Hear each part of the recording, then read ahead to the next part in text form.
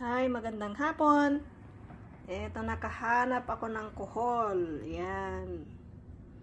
Itong lulutuin ko ngayon para sa hapunan. Lagyan ko ng gulay. Yan. Kamote.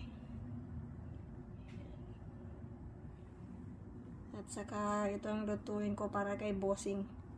Razor clams. Patpatangan tayo tiluto kakabsat. Ayan. Lagyan na natin yung kuhol. Luto nga ala conforme.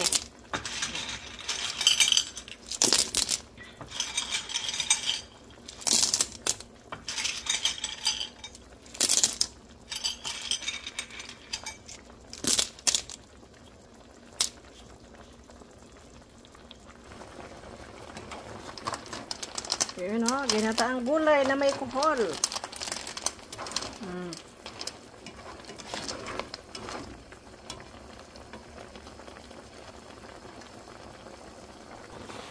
Lagay na din natin yung kamote.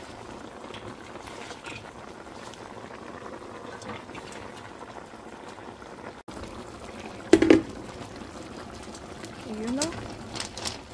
Sino may gusto kumain ng ginataang gulay?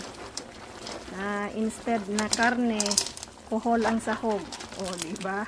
Yan.